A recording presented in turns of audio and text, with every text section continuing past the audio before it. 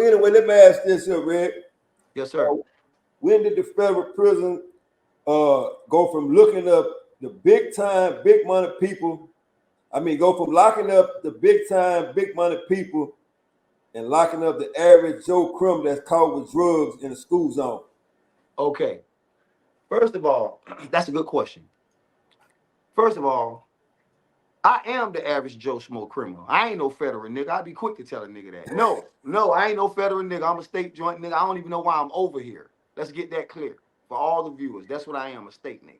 And not to say that to brag, but I'm finna answer his question because that's a good question as to when they started pushing us over there.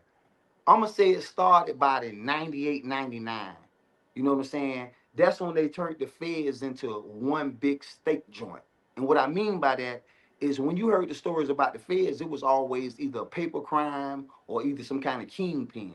You know, that was 25 years ago. Now you got the average Joe. You got to think, you got little Ray Ray. Oh, you know, he probably got a prior dope case or something, and he up at the corner store or something, and Vice jump out on his little ass and catch him with a gun in his pocket, and the Fed will give him 10 years for that. Back in the days, they wasn't doing that. So yeah, it definitely. And then the reason why they did that because it's a money thing. You gotta think that's a money thing. They, you know what I'm saying? The feds looking at the state like, damn man, they getting all that money over here. Shit, we got to pull some of these motherfuckers over there because the state playing so. I mean, the feds is playing so dirty. You can catch a state gun charge, and the feds will come over there and grab that motherfucker. Right. Yeah, sometimes you get lucky, sometimes you don't. We see that with the rappers. You know what I'm saying? And some street people, but. That's so the stigma when we was growing up was that if you went to the feds, it was for some big time stuff. The feds didn't waste their stuff on petty stuff. Correct. So now you got niggas in there, like now you got niggas that came on for the feds. No, they caught a 3 gram dope case in the school zone with a gun. You know what I'm saying? Using the stigma of feds being big time to think they live. So that's why we asked that question, because criminals or street niggas still look at the federal system as a prestigious system to enter into.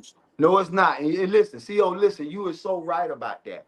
It's because dudes are still riding the wave of I went to the Fed, I went to the Fed, I went to the Fed. Like that was a badge of honor back in the days in the 80s and like parts of the 90s if you went to the Fed and you got out and you stood solid because niggas knew that you was about getting money because that's all it was. It was white collar crimes and the majority was drug cases. And when they flushed them in there, that's when it changed. But like CO just said, you know what I'm saying? You know, dudes is still riding the wave of that, ain't it? Listen, you don't have to be no big drug dealer, man, or no kingpin right now to go to no Fed, man. You know, they can get you from 5 grams or more, bro. You know what I'm saying? You know, you don't have to be big time for that. So dudes bragging on that and still holding on to that. Nah, man, that shit a big state joint, man. That's what it is, man. Ain't nothing but a whole bunch of state dudes in there. Right. Really, it's almost like the state dudes are outnumbering the old federal inmates in there because there's so many dudes that done been to the state that's all throughout that system now.